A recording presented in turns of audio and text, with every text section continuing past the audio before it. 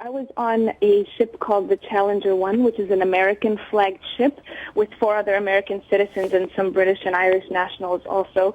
We were one of 6 ships heading to Gaza, carrying about 10,000 tons of aid for the Gaza Strip and approximately 700 civilians from over 40 countries.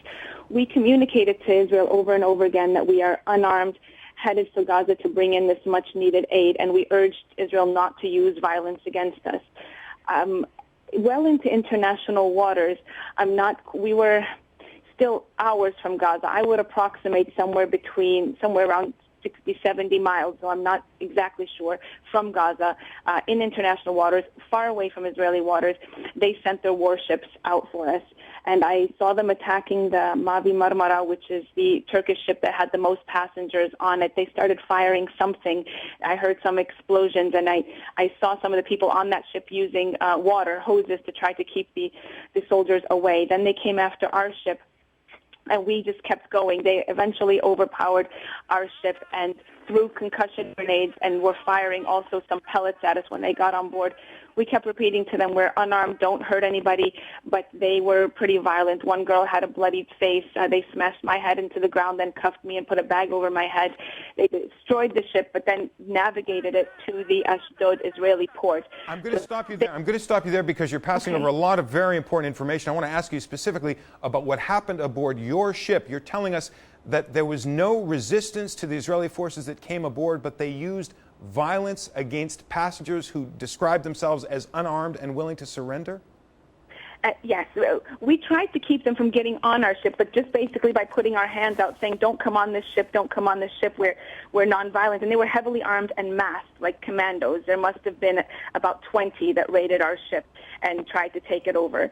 Now, we tried to keep them from getting on our ship, but only with our bodies, in which case they used, their force to subdue us and to handcuff us all. So yes, that's what happened on our ship. When they towed us into the Israeli port, we were all separated. I don't know what happened to my colleagues. I was recently released after they took all my things, my phone, my money, my bags, my computer, everything. And I told them I don't want to leave without my colleagues or without my stuff, but they wouldn't listen. They forced me into a police car, actually picked me up by my hair and elbowed me in the eye and the jaw to push me into this police car, and then they just threw me out of the police car somewhere I didn't know. I hit my head and passed out, and the next thing I knew, there was ambulance around me. So they were extremely violent, although we over and over again said we are unarmed civilians, we're carrying aid to Gaza, there is no reason to attack us, there's no reason to stop us.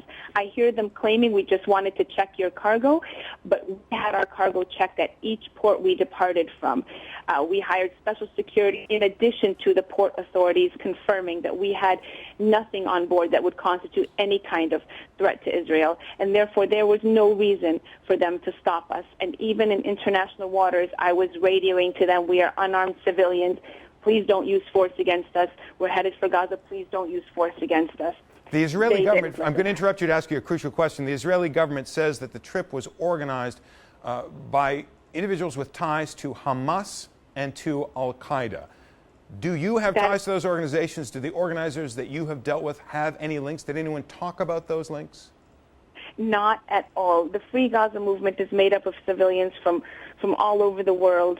We are human rights activists, doctors, lawyers, etc. And we, the Free Gaza Movement, pulled a coalition together of groups from other countries, which includes a project called Ship to Gaza Greece, Ship to Gaza Sweden, the European Campaign to End the Siege, which works with European parliamentarians on a daily basis, and a Turkish humanitarian relief organization called IHH. We had repeated meetings with them. We had an understanding that we are completely neutral. Our concern is the well-being of the people of Gaza, that we help to meet their humanitarian needs, but also advocate for their human rights. We agreed as a coalition that we will not use any force against the Israeli authorities. We will be unarmed.